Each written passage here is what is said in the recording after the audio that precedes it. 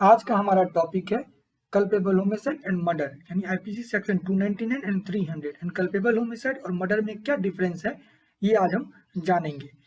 तो ये चैप्टर 16 है।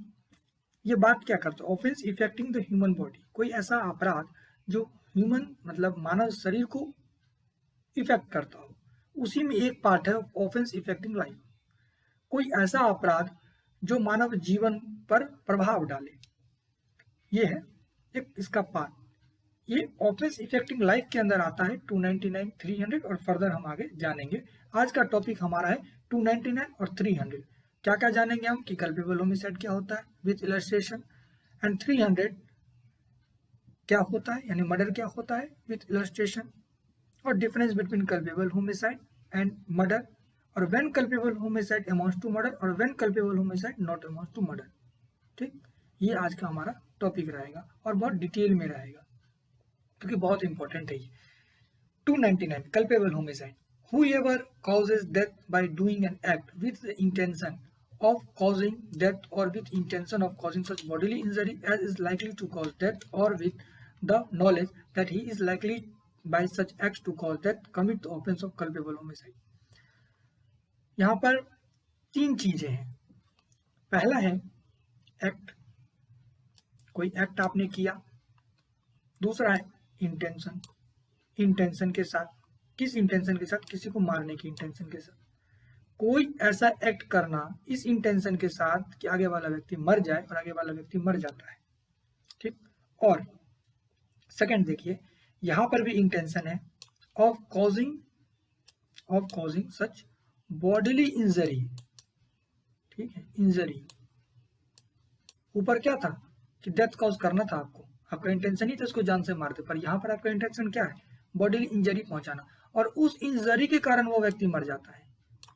ठीक, थर्ड, और with the knowledge that he is likely by such act to cause death, कोई ऐसा एक्ट जिसका नॉलेज है आपको कि ये एक्ट करने से आप जानते हैं कि अगर हम बहुत ज्यादा स्पीड गाड़ी चलाएंगे, क्राउडेड एरिया है, हम बहुत ज्यादा स्पीड गाड़ी चलाएंगे, ठीक है, तो आगे वाला व्यक्ति मर सकता है, मेरा ब्रेक नहीं लगेगा। आप जानते हैं बहुत सारा क्राउड में अगर आप बहुत ज्यादा स्पीड से गाड़ी निकाल रहे हैं तो हो सकता है आगे वाला मर जाए। तो ये हो सकता है कि कल पे, ये हम एग्जांपल के लिए बता रहे हैं, हो सकता है कि आप पर 400 ए भी लगे। ठीक है, डेथ कॉज बाय नेग्लिजेंस, ये भी हो सकता है। ठीक है, आप पर कल्पेबल होमिसाइड का भी आरोप लग सकता है। लेकिन मैंने एक एग्जांपल के लिए बताया कि आपके पास नॉलेज है कि ये चीज, ये एक्ट करने से किसी की मृत्यु हो सकती है और मृत्यु हो जाती है उस एक्ट के कारण, तो आपने कैसा अपराध किया है? आपने अपराध किया है कल्पेबल होमिसाइड का। आई होप ये क्लियर हो गया होगा। अब हम डिफिनीशन क्लियर हो गया होगा, अब हम इलस्ट्रेशन पे आते हैं। इलस्ट्रेशन क्या कहता है?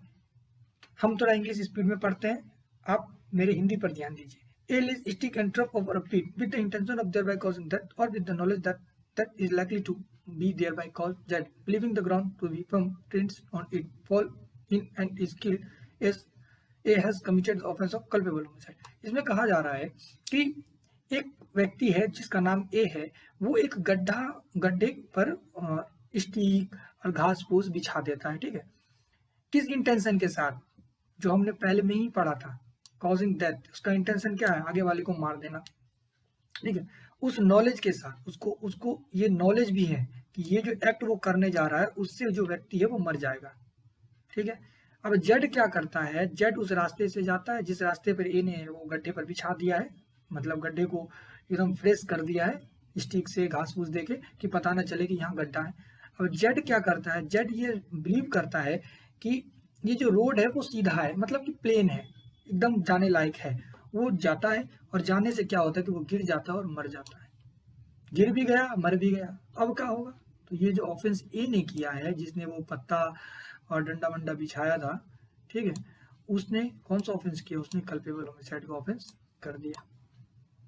ठीक है, अब आप कंफ्यूज मत होइए। हम जानेंगे culpable homicide not amounts to murder कब होता है, culpable homicide amounts to murder कब होता है। कल्पेबल होमिसाइड का मतलब सिर्फ कल्पेबल होमिसाइड नहीं है, कभी कभी कल्पेबल होमिसाइड मर्डर भी हो जाता है, और कभी कभी मर्डर भी, कभी कभी कल्पेबल होमिसाइड जो होता है वो मर्डर नहीं होता है। ठीक है, ये ध्यान रखिए कल्पेबल होमिसाइड दो तरह का होता है। उसके बाद बी, ये पहले एग्जांपल जानिए। बी, ए जानता है, ठीक है, कि जेड जो है वो बस के पीछे है, घास फूस के पीछे, झाड़ियों के पीछे है। अब लेकिन ये बात जो है बी नहीं जानता है, ठीक है, बी नहीं जान रहा है। अब ए क्या करता है इस इंटेंशन के साथ कि वो जो व्यक्ति है जेड उसको मरवा दे, ठीक है, उसको मरवा देगा। ये इसका दिमाग में चल रहा है खुरापाती कि वो उसको मरवाएगा। मरवाए कैसे, खुद में हिम्मत है नहीं।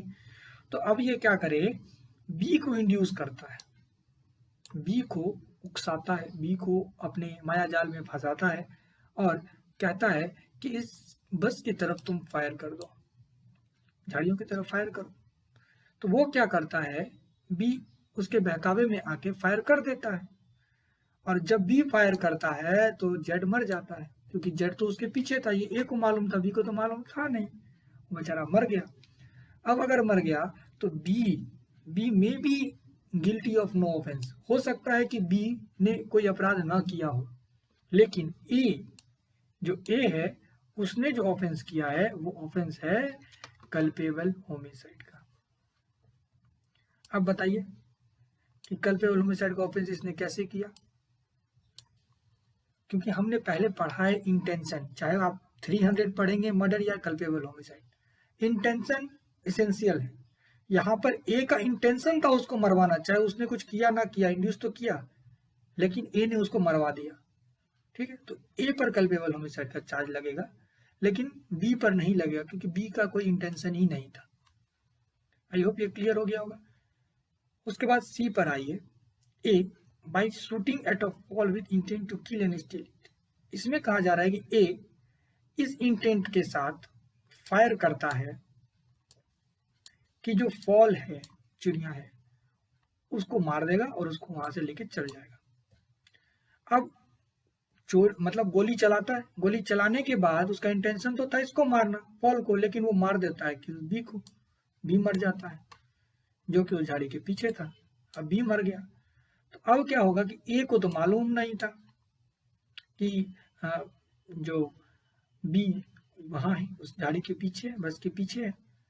तो जो भी हो, ए ने अनलॉफुल एक्ट तो किया है, क्योंकि उसने गोली चलाया है, फॉल को मारने का, चिड़िया को मारने का अपराध थी तो वो है, लेकिन वो कल्पेबल होमिसाइड का अपराधी नहीं है। मानव को मारे तो कल्पेबल होमिसाइड होता है, ठीक है, वो अपराधी है लेकिन वो कल्पेबल होमिसाइड का अपराधी नहीं है, क्योंकि उसका जो इंटेंशन था वो कि बी को मारना नहीं था, ठीक। आई होप ये क्लियर हो गया होगा। उसके बाद हम आ जाते हैं एक्सप्लेनेशन 1 में। एक्सप्लेनेशन 1 कहता है A person who cause bodily injury to another who is living under a disorder, disease or bodily infirmity and thereby accelerate the death of that other shall be deemed to have caused his death. ये आप example से समझिए, आप ऐसे नहीं समझेंगे। ए है और बी है। ए को ए बीमार चल रहा है, ठीक है, बहुत बीमार है ए। तो डॉक्टर ने उसे कहा कि गलती से भी आप डीजे के पास मत जाइएगा, नहीं तो आपका हार्ट अटैक आ जाएगा, आप मर जाएंगे ड्यू टू वीकनेस। कहा होगा डॉक्टर ने, कहा उसको ऐसा कि आप डीजे के पास नहीं जाना है, आपको घर में रेस्ट करना है, और वो भी गेट वेट बंद करके, खिड़की विड़की बंद करके, जिससे कि कोई हैवी साउंड आपके पास ना पहुंचे, आपके कान को हैवी साउंड सुनाई ना दे। बेचारा घर गया, घर में सोया हुआ था। उसका पड़ोसी था, पड़ोसी मतलब जस्ट उसके बगल में एक रूम में एक और लड़का रहता था। उसका इंटेंशन था कि इसको मार दे। उसको ये बात पता चल गया कि अगर इसके सामने डीजे बजा देंगे तो ये मर जाएगा। तो वो क्या किया, अब ये बेचारा गेट नहीं खोल रहा है, सब गेट बंद करके रखा है। तो उसने क्या किया कि अपने बगल वाले रूम में एक डीजे बजा देता है इसकी तरफ चेहरा करके, और उस डीजे की आवाज के कारण यह व्यक्ति मर जाता है। अब ये व्यक्ति मर गया, तो अब क्या हुआ, कल्पेबल होमिसाइड हुआ, क्योंकि उसका जो बीमारी था उसको एक्सीलेट कर दिया गया और उससे वो मर गया। अगर उसका बीमारी था वो बच जाता, लेकिन आपने ऐसा काम कर दिया कि उसके कारण वो मर गया, तो ये होता है कल्पेबल होमिसाइड के अंदर आएगा। मर्डर भी हो सकता है, ठीक है, ये डिग्री पे डिपेंड करेगा। इसका डिग्री होता है 1 2 3, 3 सबसे हाई होता है, 2 उससे कम और 1 उससे कम। ये 3 तरह का डिग्री होता है, ठीक है, कल्पेबल होमिसाइड का। उसके बाद हम एक्सप्लेनेशन 2 देखते हैं। Explanation 2 Where death is caused by bodily injury, the person who caused bodily injury shall be deemed to have caused the death, although by resorting to proper remedies and skillful treatment the death might have been prevented. अब देखिए ये बहुत important है। कोई व्यक्ति, जैसा कि हमने ऊपर में पढ़ा था कि उसका जो इंटेंशन था बॉडीली इंजरी करने का था, लेकिन वो मर जाता है, तभी वो कल्पेबल होमिसाइड में आएगा। कहा था ना हमने ऐसा। तो अब देखिए यहाँ पर वही बात कह रहा है कि बॉडीली इंजरी किया और वो व्यक्ति मर गया उस इंजरी के कारण। तो जो व्यक्ति मर गया उसके कारण, तो आपको यही माना जाएगा कि आपने ही उस व्यक्ति को मारा है। ठीक है, आप कल्पेबल होमिसाइड के अपराधी हैं, चाहे वो व्यक्ति, आपका कोई इंटेंशन हो ना हो, आपका इंटेंशन तो था ना बॉडीली इंजरी करने का। अब वो व्यक्ति मर गया उस इंजरी के कारण, तो आप ये नहीं कह सकते हैं, मतलब कि एक्यूज्ड ये नहीं बोलेगा कि अगर उस व्यक्ति को प्रॉपर रेमेडीज यानी अच्छा इलाज मिलता, स्किलफुल ट्रीटमेंट, अच्छा इलाज मिलता, दवाई मिलती, तो उसको बचाया जा सकता था, हैव बीन प्रिवेंटेड, उसको बचाया जा सकता था, माइट हैव बीन प्रिवेंटेड। आप एक्यूज्ड ये बोल ही नहीं सकता है कि मेरे कारण से नहीं मरा है, मैंने तो सिर्फ उसका टांग तोड़ा था, वो कैसे मर सकता है? अगर उसको सही इलाज मिलता तो वो व्यक्ति बच जाता। आप एक्यूज्ड हैं, आप ये बात नहीं कह सकते हैं कोर्ट में, आपके के चोट के कारण वो मरा, मतलब आप कल्पेबल होमिसाइड के अंदर पनिशेबल होंगे। अब आप कहिए टांग तोड़ा इसीलिए पनिशेबल होगा, कौन सी डिग्री के अंदर? 2। ठीक है, क्योंकि पैर से हो सकता है कि कोई व्यक्ति इतना जल्दी नहीं मरता है। ठीक है, और इंजरी करने का भी उसका जो इंटेंशन था वो इंजरी करने का था, लेकिन वो मर जाता है, तो कल्पेबल होमिसाइड में हो जाएगा। मर्डर में इसका पनिशेबल वो व्यक्ति नहीं होगा, ऐसा हमको लगता है, हो सकता है हो जाए। लेकिन यहाँ पर बात है कि आप एक्यूज, यहाँ पर साफ साफ एक्यूज इस बात को नहीं बोल सकता कि अगर उसका इलाज होता तो बच जाता। कोर्ट ये मान लेगा कि उसी के कारण वो व्यक्ति मरा है, ये प्रिजम्पशन है। Explanation 3, the causing of death of child mother womb is not homicide. ठीक है, कोई भी बच्चा अगर माँ के गर्भ में मर जाता है तो उसको हम होमिसाइड नहीं कहेंगे, लेकिन अगर वो कल्पेबल होमिसाइड होगा यदि वो बच्चा जिंदा है तो, लिविंग चाइल्ड है तो।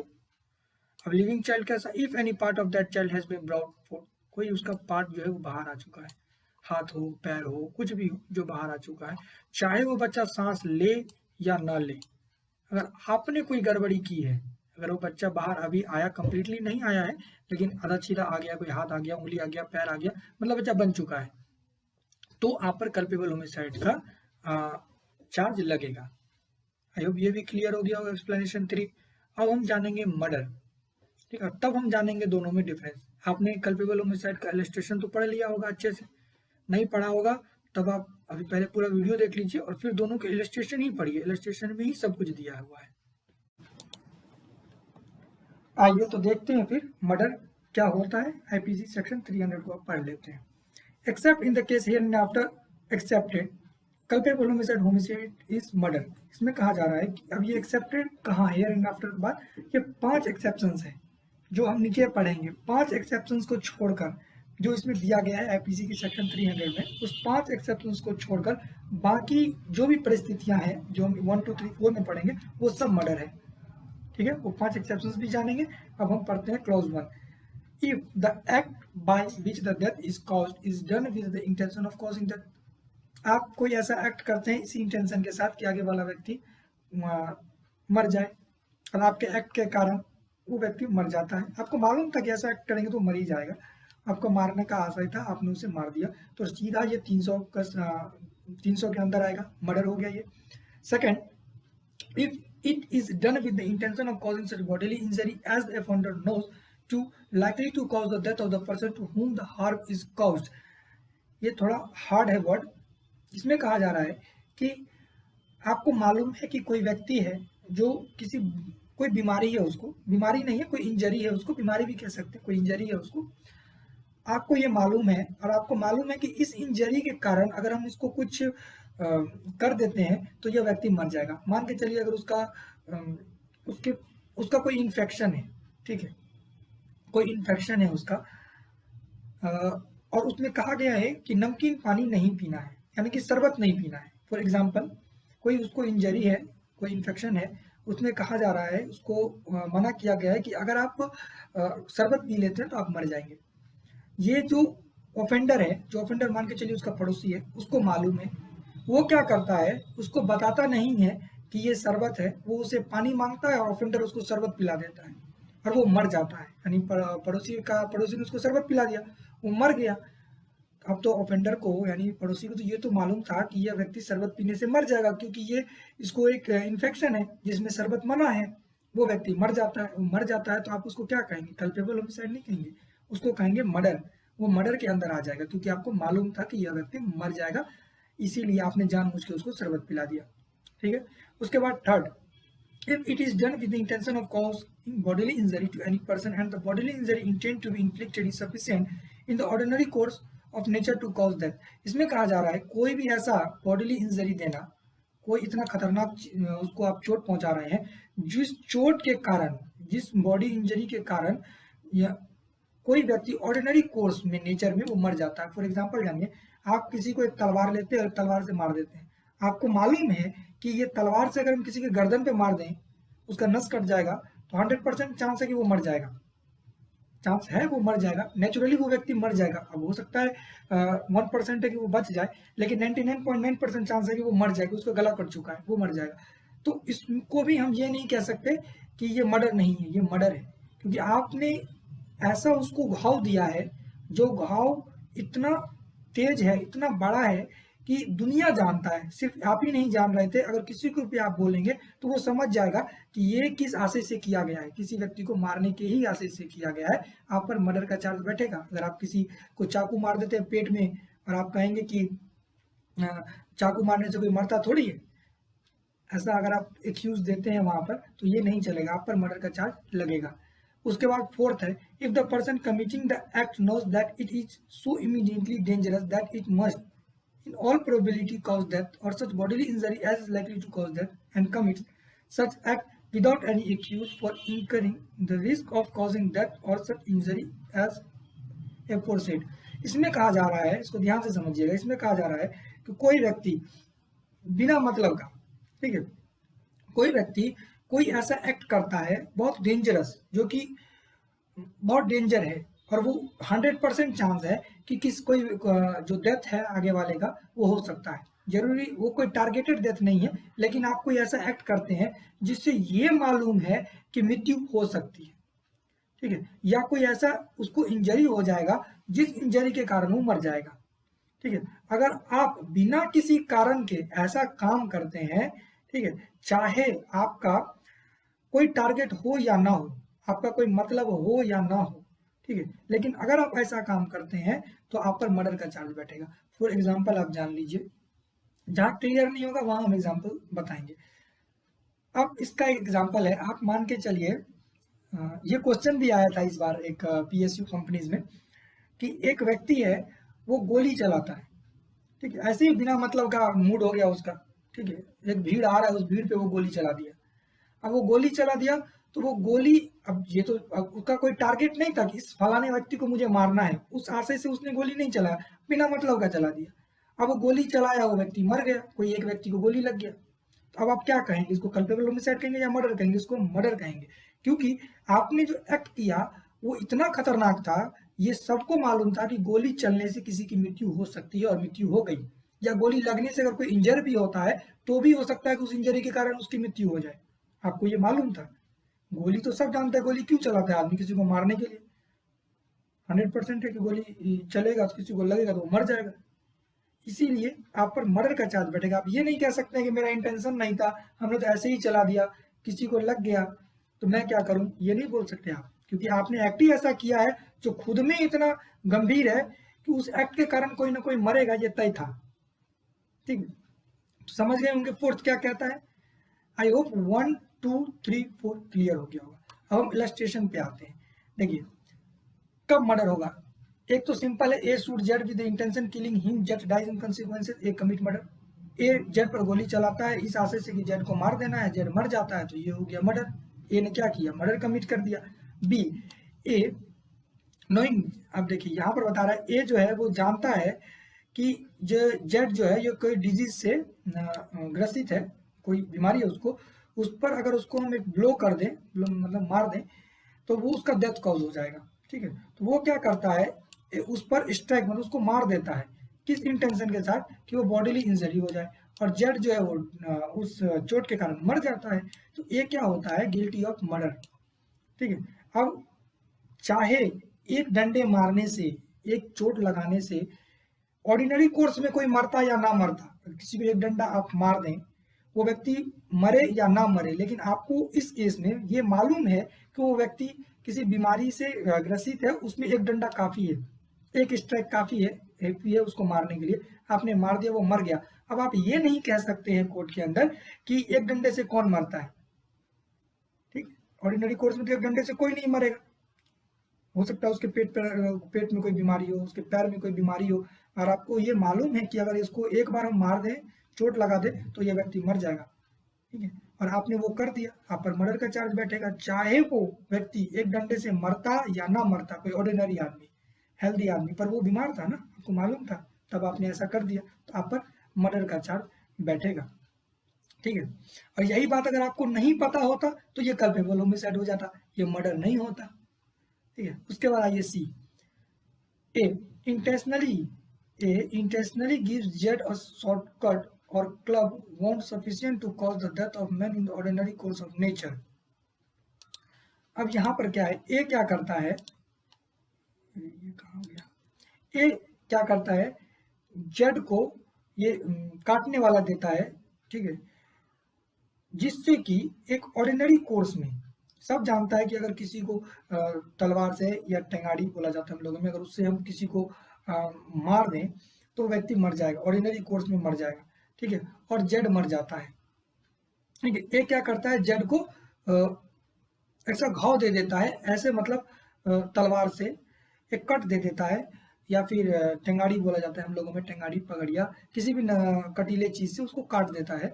अब वो जो चोट है वो ऐसा है कि उस चोट के कारण हमको मालूम है, उस वार के कारण हमको मालूम है कि ऑर्डिनरी कोर्स में आदमी मर जाएगा, जनरली आदमी मर जाएगा, हमने ऐसा कर दिया और जेड मर गया। अगर जेड मर गया तो ए जो है वो मर्डर का गिल्टी होगा, चाहे जेड उसको मारने के आशय से ऐसा किया हो या ना किया हो। जेड का इंटेंशन नहीं था उसको मारने का, लेकिन जेड ने उस पर टेंगाड़ी से, तलवार से ऐसा हमला कर दिया, जो हमला खुद में इतना परिपूर्ण था, खुद में इतना सफिशियंट था कि उससे किसी जनरल व्यक्ति की ऑर्डिनरी कोर्स में मृत्यु हो सकती है। तो आपने मर्डर किया है। ठीक है, अगर आपका इंटेंशन हो या ना हो, लेकिन आपने मर्डर किया है। आई होप ये भी क्लियर हो गया होगा। उसके बाद d, a without any excuse fire a loaded cannon into a, ये हमने अभी पढ़ा था, शायद हमने यही एग्जांपल दिया था, यहाँ से क्वेश्चन भी आया था एक पीएसयू कंपनी में। A without any excuse fires a loaded cannon into a crowd of person and kills one of them। बिना मतलब के एक व्यक्ति ये जो है वो फायर कर देता है एक लोडेड कैनन एक भीड़ में, उसमें से एक व्यक्ति को मार देता है, यानी एक व्यक्ति मर जाता है। तो ये क्या है, गिल्टी ऑफ मर्डर है। क्यों है, चाहे उसको पता हो या ना पता हो, हमने क्या कहा था कि किसी पार्टिकुलर आदमी को मारने का उसका इंटेंशन हो या ना हो, ठीक है, या उसे कोई ऐसा आशय था या ना था, इंटेंशन था ना था, इससे कोई लेना देना नहीं है, क्योंकि वो जानता है कि अगर हम गोली चलाएंगे तो कोई ना कोई मर ही सकता है, और वो मर गया तो ए पर कौन सा चार्ज लगेगा, मर्डर का चार्ज लगेगा। ठीक है, अब हम बहुत ही इंपॉर्टेंट टॉपिक पर आ रहे हैं, ये एक्सेप्शन 1 2 3 4 5, ये पांचों आपको जानना होगा कि मर्डर कब कल्पेबल होमिसाइड है। ठीक है, या फिर कल्पेबल होमिसाइड कब मर्डर नहीं है, बात बराबरी है। एक्सेप्शन 1 पढ़िए, culpable homicide is not murder if the offender will is deprived of the power of self control by grave and sudden provocation cause the death of the person who gave the provocation or cause the death of any other person by mistake or accident। इसमें कहा जा रहा है कि culpable homicide को हम murder नहीं कहेंगे, कब, तब जब व्यक्ति किसी प्रोवोकेशन के कारण, अचानक कोई सडन प्रोवोकेशन के कारण, और प्रोवोकेशन कैसा होगा, ग्रेव, ठीक है, भयंकर, बड़ा, ठीक है, नेचर का होगा, उस प्रोवोकेशन के कारण जो कि उसको अचानक से मिला है वो इतना तीव्र था, उसके कारण उसने अपना सेल्फ कंट्रोल जो है वो खो दिया और उसने किसी व्यक्ति को मार दिया, तो इसको हम कल्पेबल होमिसाइड कहेंगे, मर्डर नहीं कहेंगे।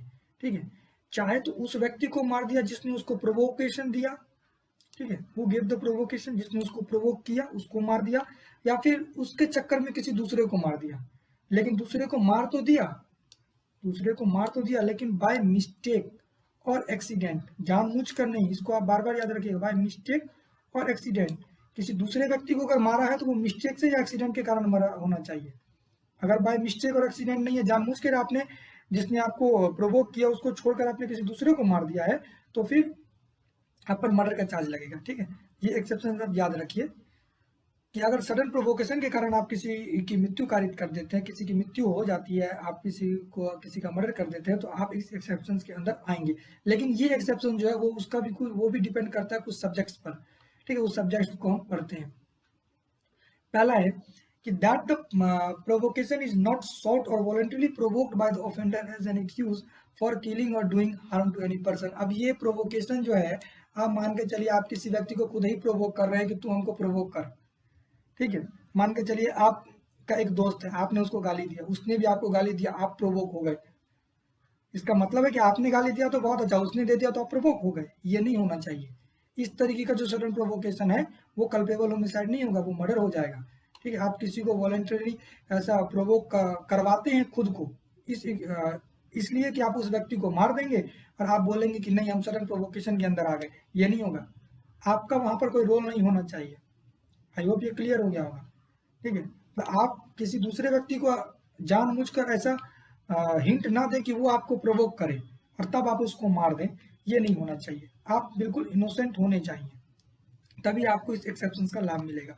B second, that the provocation is not given by anything done in obedience to the law or by a public servant in the lawful exercise of the power of such public servant। इसमें कहा जा रहा है कि अब मान के चलिए कोई भी प्रोवोकेशन जो कि लॉ के द्वारा, ठीक है, अपना ड्यूटी है उसका वो करना, लॉ के द्वारा उसको वो ड्यूटी दिया गया है, वो अपना कर रहा है, उसमें आपको अब वो जो ड्यूटी कर रहा है उसके कारण आप प्रोवोकेशन के हो जाएगा आपका, आप प्रोवोक हो जाएंगे और आप उसको मार देंगे, ये नहीं चलेगा, ये मर्डर हो जाएगा।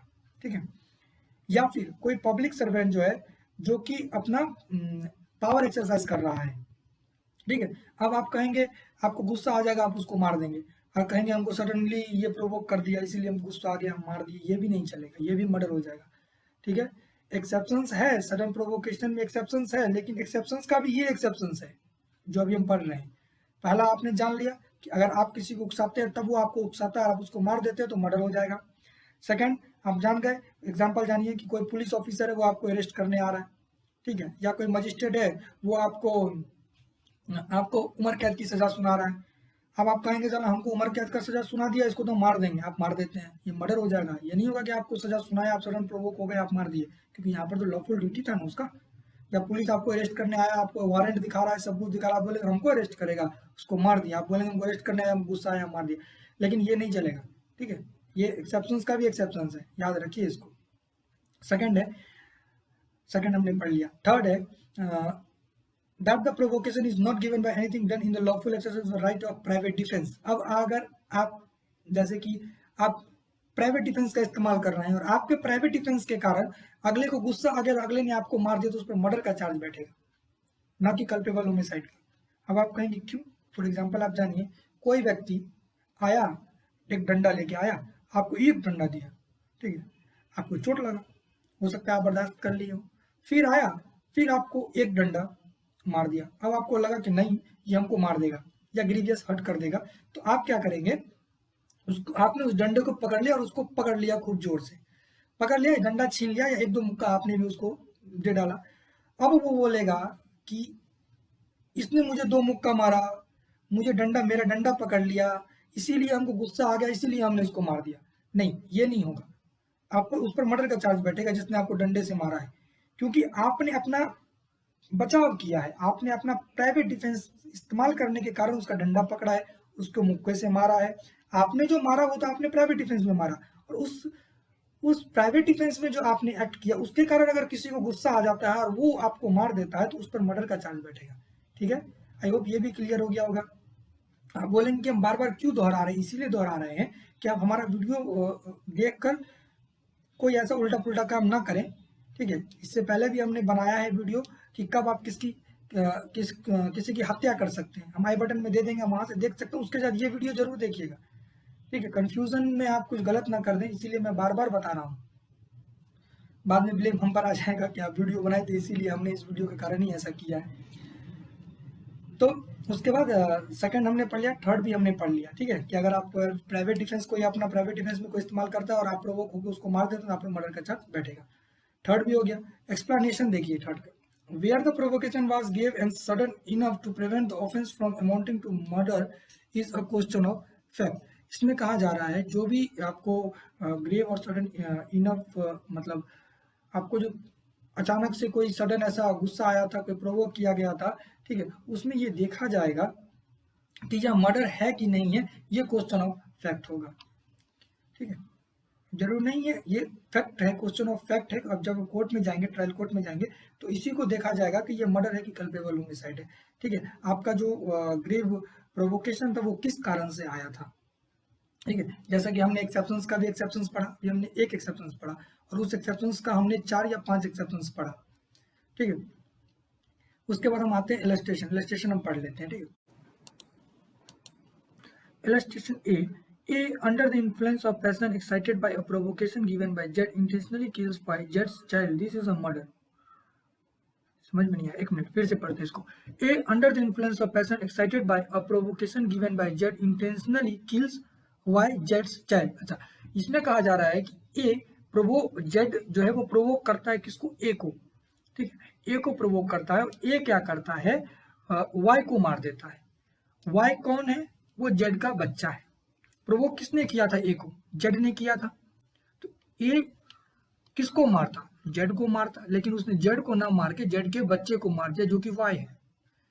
तो ए ने कौन सा ऑफेंस किया, मर्डर का ऑफेंस किया है, क्योंकि यहां पर जैसे कि हमने ऊपर आपको बताया था कि बाय मिस्टेक और एक्सीडेंट अगर सडन प्रोवोकेशन के कारण कोई अनदर व्यक्ति मर जाता है, कोई दूसरा व्यक्ति मारा जाता है, तो वो कल्पेबल होमिसाइड होगा, ठीक है, वो एक्सेप्शंस के अंदर आएगा। पर यहाँ ना तो एक्सीडेंट है, ठीक है, यहाँ एक्सीडेंट भी नहीं है, मिस्टेक भी नहीं है, वो जानता है ए कि जेड ने मुझे प्रोवोक किया है, जेड ने मुझे गुस्सा दिलाया तो मैं जेड के बच्चे को मार दूंगा, ठीक है। तो यहाँ पर इस पर मर्डर का चार्ज बैठेगा, कल्पेबल होमिसाइड नहीं होगा और ना ही उसको एक्सेप्शंस में रखा जाएगा। सडन प्रोवोकेशन के एक्सेप्शन से भी ये बाहर है।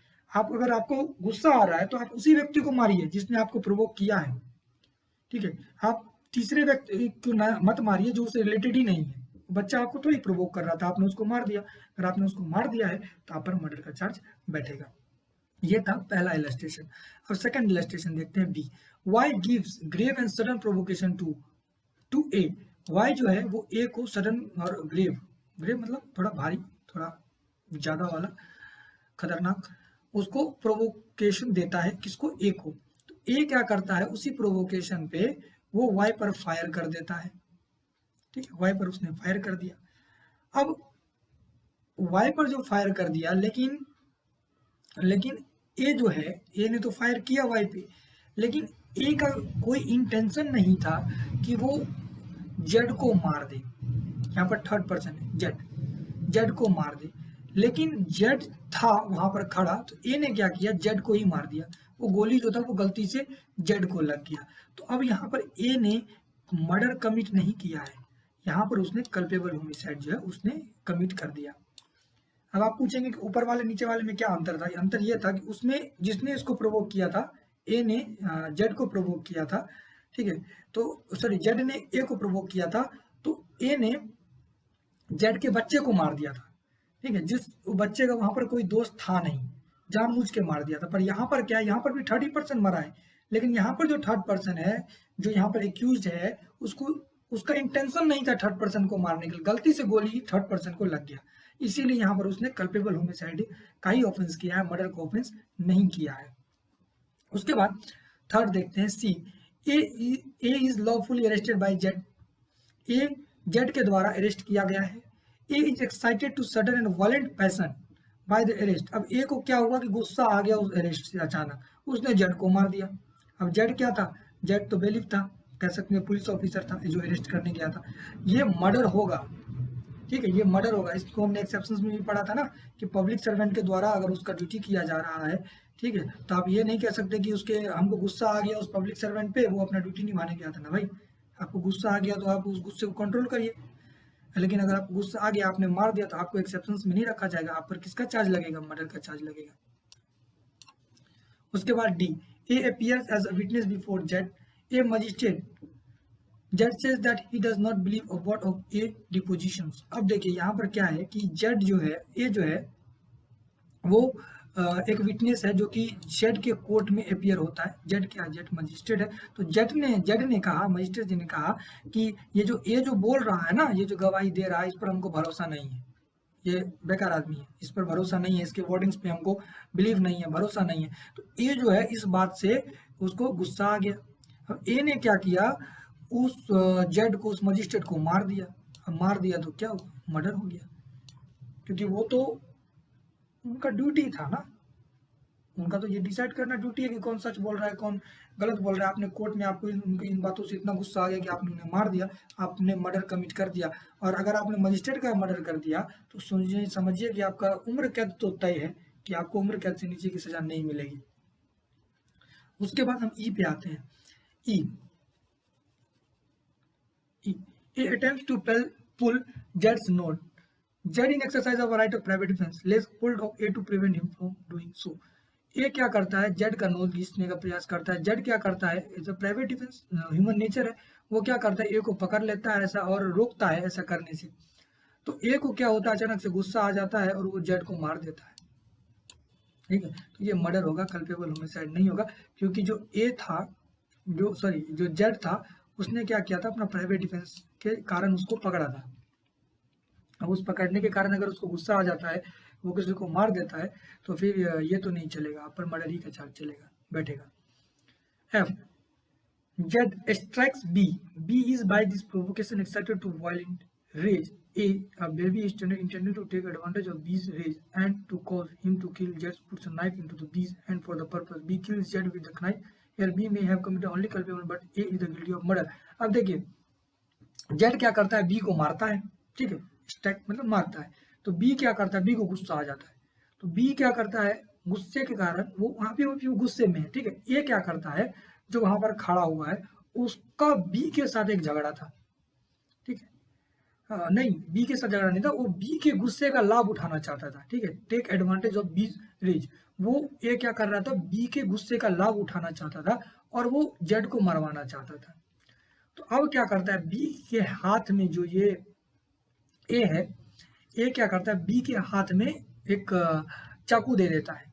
बी तो गुस्से में है अभी, और ए जो है उसका वो चाहता है कि उस गुस्से का उसको फायदा मिले और जेड को ये मार दे, ठीक है।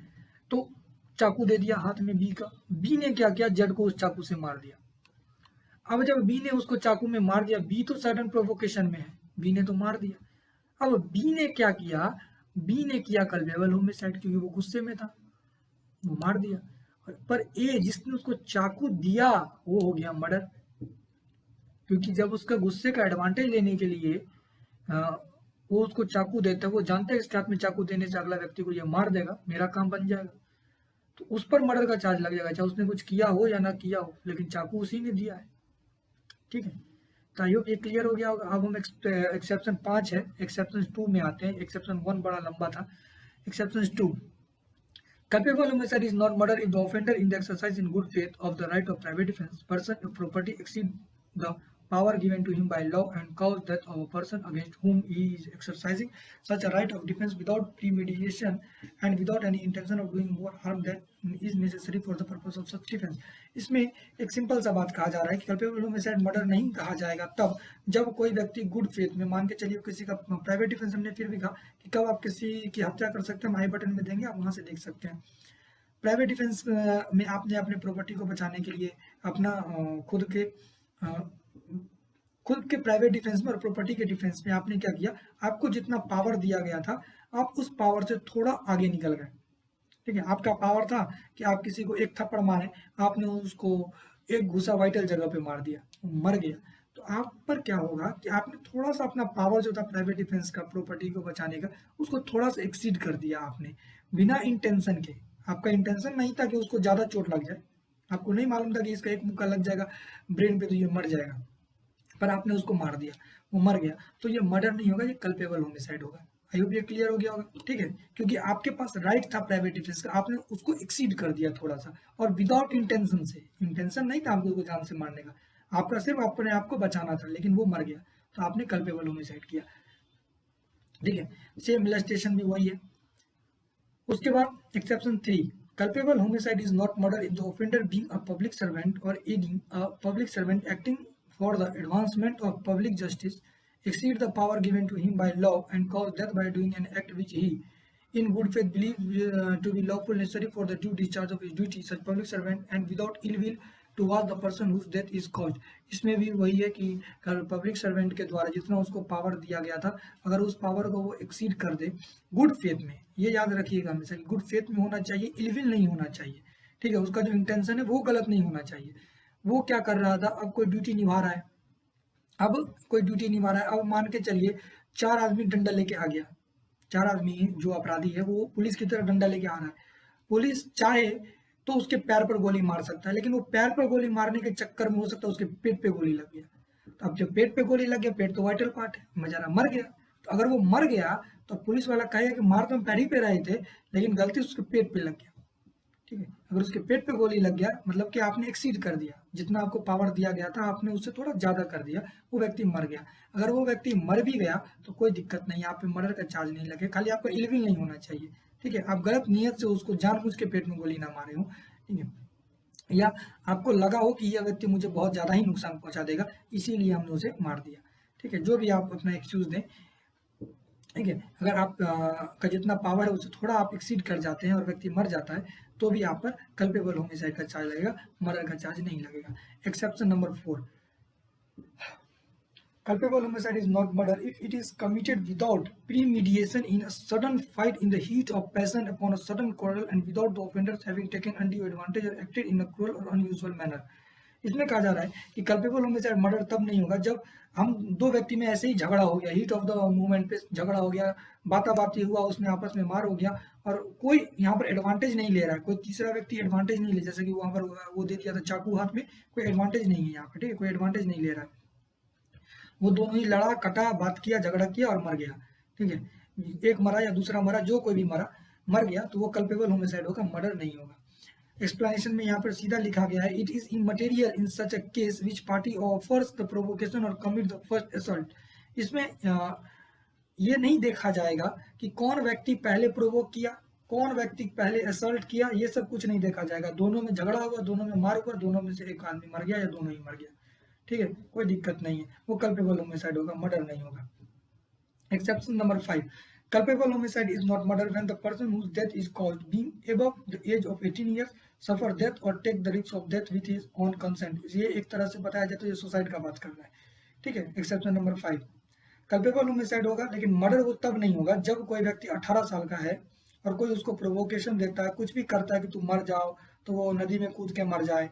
ठीक है, अपने कंसेंट के साथ वो मर रहा है, फांसी लगा ले, कुछ भी करे, अगर 18 साल से ऊपर का है तो आप पर मर्डर का चार्ज नहीं बैठेगा, कल्पेबल होमिसाइड का चार्ज आप पर बैठेगा अगर आप किसी को प्रोवोक करते हैं तो। ठीक है, एबेटमेंट टू सुसाइड वो अलग चीज है और यहाँ पर ये कल्पेबल होमिसाइड का जो है ये अलग चीज है, ये लूप होल है।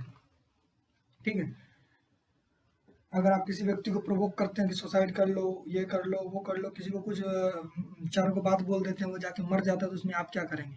18 साल से अगर ऊपर का है तो फिर वो आप पर कल्पेबल होमिसाइड का चार्ज लग सकता है, मर्डर नहीं किया आपने। लेकिन अब एग्जांपल पढ़िए, ए बाय इंस्टिगेशन और voluntary cause Z a person under 18 years of age to commit suicide. Here on account of Jed's youth, he was incapable of giving consent to his own death. He has therefore abetted murder. अब यहाँ पर देखिए, यहाँ पर क्या हुआ कि ए जो है वो जेड को बताता है, जो कि एज 18 साल से नीचे का है, वो सुसाइड कर लेता है। कौन करता है? ए के कहने पर करता है। ए उसको कुछ ऐसा इशारा करता है या ऐसे कोई बात बोलता है तो वो बेचारा जाके मर जाता है। ठीक है, अब जेड जो था वो है बच्चा, वो है 18 साल से नीचे का, वो खुद का कंसेंट नहीं ले सकता कि हम ये करने से हम मर जाएंगे, उसको आ गया, वो मेंटल कैपेसिटी नहीं है उसका, तो उसने क्या किया, सुसाइड कर लिया या मर गया। तो ये जो है उस पर एबेटेड मर्डर, उसने मर्डर के लिए उसको एबेट किया है, ये चार्ज लगेगा, ना कि कल्पेबल होमिसाइड का चार्ज लगेगा। लाइफ इम्प्रिजनमेंट तक का सजा हो सकता है उसको। आई होप ये भी क्लियर हो गया होगा।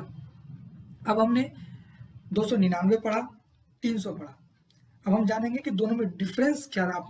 आपने क्या डिफरेंस ढूंढा दोनों में?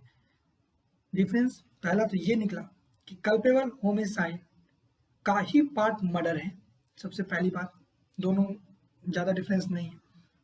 उसके बाद जो 5 एक्सेप्शंस मर्डर के अंदर दिया गया है, जो एक्सेप्शंस है, जो वो कल्पेबल होमिसाइड है, न कि मर्डर है। ठीक है, वो 5 एक्सेप्शंस को ही हम कल्पेबल होमिसाइड कहते हैं और मर्डर हम नहीं कहते हैं। यही दोनों में डिफरेंस है। और क्या डिफरेंस है दोनों? अगर मर्डर का जो भी सेक्शंस के 5 एक्सेप्शन के अंदर हम हैं, इसका मतलब है कि हम कल्पेबल होमिसाइड में हैं। अगर इस 5 एक्सेप्शंस के अंदर हम नहीं हैं, इसका मतलब हमने मर्डर कमिट किया है। और एक जनरल डिफरेंस ये है कि कल्पेबल होमिसाइड, जहाँ तक हमको लगता है, कल्पेबल होमिसाइड में क्या है कि हम कोई एक्ट जो कर रहे हैं, ठीक है, उसमें प्राइमा फेसिया आदमी मर नहीं सकता है। ठीक है, उसमें जो पहला है आदमी का इंटेंशन, वो पहले इंजर्ड होगा फिर मरेगा। समझ रहे हैं मेरी बात को? पहले इंजर्ड होगा फिर मरेगा। जैसे कि सीधा गोली मार देना, ठीक है, गोली मार दिया इंटेंशन के साथ तो मर्डर हो गया। लेकिन सडन प्रोवोकेशन के कारण हमने गोली मार दिया, कल्पेबल होमिसाइड हो गया। ठीक है, अब किसी व्यक्ति को हमने ऐसे गए और 4 थप्पड़ मार दिया, वो 4 थप्पड़ के कारण मर गया, तो हमने ये कल्पेबल होमिसाइड कर दिया। क्योंकि जनरली क्या है कि थप्पड़ से कोई मरता नहीं है, लेकिन हमको ये मालूम नहीं था कि उसको कोई बीमारी है, जैसे वो वीक है इतना कि उसको 2 थप्पड़ में मर जाए, वो हमको मालूम नहीं था। अगर आपको मालूम था तब ये मर्डर हो गया, नहीं मालूम था तो कल्पेबल होमिसाइड हो गया, एक्सेप्शंस के अंदर आ गए आप। ठीक है, अब ऐसे कर करके आप बहुत सारा एग्जाम्पल बना सकते हैं खुद भी, और बहुत सारा डिफरेंस आप ढूंढ सकते हैं। आज के लिए अच्छा ठीक है, हम 301 भी पढ़ ही लेते हैं। 301, 302 हम जहाँ देखते हैं पढ़ते हैं, क्योंकि अब कुछ रहा नहीं, अब सिर्फ पनिशमेंट रहा। अब इसके लिए एक अलग से वीडियो बनाए तो टाइम कंज्यूमिंग भी है और आपके लिए भी कोई बेनिफिट नहीं देगा ज़्यादा ये। 301 culpable homicide by causing death of a person other than the person whose death was intended. इसमें कहा जा रहा है कि कल्पेबल होमिसाइड जो कि किसी व्यक्ति का डेथ हुआ है, आप जिसको इंटेंट कर रहे थे उसके अलावा किसी दूसरे को हो गया है। If a person by doing anything which he intends or knows to be likely to cause death commits culpable homicide by causing the death of any person whose death he neither intend nor know himself to be likely to cause. The culpable homicide committed by the offender is of the descriptions of it is would have been if he had caused the death of the person whose death is intended or knew himself to be likely to cause. इसमें simple सा बात कहा गया है कि जिसका अगर culpable homicide है, उसके कारण किसी का डेथ कॉज हो गया है, तो आप जिसको इंटेंट कर रहे थे, जिसको मारने का आपका इंटेंशन था, वो तो मरा नहीं, कोई दूसरा मर गया। तो वो जो दूसरा मर गया, अब आपको भी वही सजा मिलेगा जो आपको उस व्यक्ति के लिए मिलता। ठीक है, सेम बात कहा जा रहा है। ठीक है, अगर आपने दूसरा आदमी को, वो मर गया दूसरा आदमी, अगर वो पहला आदमी मर गया तब जो सजा होता है आपको, वही कंडीशन आपको फुलफिल करेगा सेकंड में भी। अगर दूसरा मरा है तो आपको भी वही सजा मिलेगा जैसे पहला मरता। समझे, कोई अंतर नहीं होगा। बहुत इंपॉर्टेंट नहीं था ये। 302 पनिशमेंट फॉर मर्डर। मर्डर जो है वो डेथ के साथ भी पनिशेबल है, और इम्प्रिजनमेंट फॉर लाइफ के लिए पनिशेबल है, और आपका फाइन भी दे सकते हैं। ठीक है, 303 हालांकि हमने बनाया हुआ है video. 303 punishment for murder bye life convicted. अगर कोई लाइफ कन्विक्टेड है, उसके द्वारा मर्डर कर दिया जाता है, तो उसको क्या मिलेगा? Being under sentence imprisonment murder self punishment, उसको सिर्फ एक ही सजा मिलेगा, डेथ, यानी उसको फांसी की सजा मिल जाएगी। 302 समझ गए, 303 समझ गए। 304 ये 304 है कि जब कल्पेबल होमिसाइड की क्या सजा। इससे पहले हमने देखा 302 में किसका है, मर्डर का, और 304 में है कल्पेबल होमिसाइड का। कल्पेबल होमिसाइड का जो है वो इम्प्रिजनमेंट फॉर लाइफ तक जाएगा। इसमें डेथ है, इसमें डेथ नहीं है, इम्प्रिजनमेंट फॉर लाइफ है। और इम्प्रिजनमेंट फॉर अदर 10 साल तक की भी सजा हो सकती है। ठीक है, एक्सटेंडेड टू 10 ईयर्स ये भी हो सकता है, फाइन भी लिया जा सकता है। ठीक है, अब ये देखा जाएगा कि क्या डिग्री रहा, फर्स्ट डिग्री रहा, सेकंड डिग्री रहा, थर्ड डिग्री रहा, ये सब देखा जाएगा कल्पेबल होमिसाइड में भी, तब जाकर आपको सजा दी जाएगी। हो सकता है कि 2 साल का भी सजा हो जाए, 3 साल का भी सजा हो जाए, 4 साल का भी, क्योंकि यहाँ पर मिनिमम दिया नहीं है, मैक्सिमम इम्प्रिजनमेंट फॉर लाइफ दिया है, या फिर और imprisonment for other description for term जिसमें एक्सटेंड टू 10 ईयर्स, मतलब 10 साल तक का हो सकता है, और फाइन हो सकता है। 304 भी हमने देख लिया। उसके बाद एक चीज और यहाँ देख लेते हैं, or with imprisonment for that is for to 10 year or for fine with both if the act done with the knowledge that is likely to cause death but without any intention to cause death or bodily injury is likely to cause death। छोड़िए 304A ये हमने आई button में दे देंगे, आप वहाँ से देख सकते हैं। यहाँ पे देख लेते हैं कि अगर आप आपके नेग्लिजेंस के कारण कोई व्यक्ति मर जाता है तो क्या कर सकते हैं। whoever caused the death of any person doing any rash or negligent or mortal culpable shall be punished imprisonment or discrimination 2 साल तक का सजा आपको हो सकता है। ठीक है, अगर आप के नेग्लिजेंस के कारण कोई व्यक्ति मर जाता है तो हम उसको कल्पेबल होमिसाइड में रख देंगे, sorry not amounting to culpable homicide, तो आपको 2 साल तक का सजा होगा। अब 304 भी बहुत बड़ा है। 304 305 306 ये तीनों का तीनों 307 ये हम सब आई बटन में दे देंगे कि इस सब पर वीडियो मेरा डिटेल में बन चुका है। 304 305 भी बन गया है, 306 भी बना है, 307 भी बना है। अच्छा, अभी 307 तक रखते हैं। 307 तक हम आई बटन में दे देंगे। और आप कब किसी को जान से मार सकते हैं अपने प्राइवेट डिफेंस में, वो भी हम आई बटन में दे देंगे। आप सब वीडियो देख सकते हैं। आज हमारा 307 तक कंप्लीट हो गया इसका मतलब। ठीक है, आज के लिए इतना ही। नेक्स्ट फिर हम आईपीसी सेक्शंस के साथ ही मिलेंगे।